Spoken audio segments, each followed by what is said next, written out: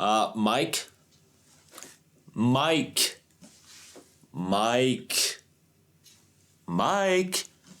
Oh, here it is. The Marantz Professional Audioscope SB-C2. Let's take a look. The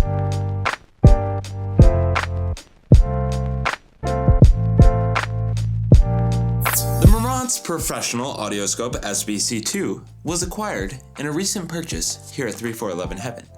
Within our camera kit from Androma, did I say that right? Within our camera kit from Adorama, this microphone came as a bonus. This mic normally retails for the low price of $56 on Amazon. Link in the description. So let's take a look inside and see how this mic stacks up to our normal microphone. That's right there, and you can see it. Take the box. No tape. Cost savings. Open it up. We find paperwork. And this paperwork actually looks important and looks like it'll help me explain what this mic is all about. First off, we see that it has a cardioid pattern. If you saw that video, you can relate. Check it out here. And it has a frequency response of 50 to 18,000 hertz, impedance of 200 ohms. And it does require a AAA battery. Sweet. Why? Because it's a condenser mic. And look, it even... Jack, you're gonna wanna get this. There's the pattern. It is a diagonal... Oh wait, no, I was just reading it in a different language. Diagram polare. Anyways, it's a polar pattern, and the frequency response is as follows for all you technical gurus. Speaking of technical gurus, I am not one of those. So we're just gonna take a look, directions, don't need those, at the microphone itself. Now I know what you're thinking. You're thinking, wow, this kind of looks like a really fat, overweight Rode microphone. Well, that's basically what it is. It is meant to be mounted on top of our camera, the Panasonic video here, and then latched down like so.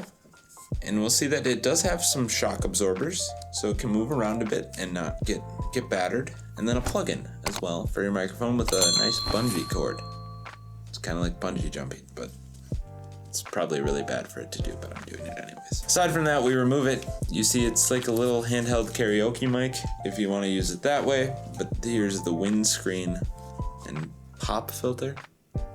Yeah, it can pass for that. Also included in the box, this thing, which I'm pretty sure is just another mount type that screws into the bottom and then allows you to put it other places. But at the end of the day, this is a microphone, so let's check out the functionality. On/off button. One thing we did notice is that when you turn it on, the light does not stay on, unless we were sent a broken mic and we're making a video of that, which would be kind of embarrassing. Hopefully not. And then there is this attenuation. That's the limiting of sound. Is that it? Decreasing of sound by -10 decibels. Keep that at 0. And then also the high pass filter. That one I remembered, which is in the center here. Up top, battery compartment. We're cheaters. We already slid a AAA in there. As you can see, some good old railback action. Plump that down, and now it's time for the reason we're here. Test out a microphone. You want to hear it, don't you? So here is our normal mic, and I will say, the quick brown fox ran to the grocery store. And now, Jack will take this mic. Oh, wow. And now that the mic is hooked up, I will say, the quick brown fox went to the grocery store.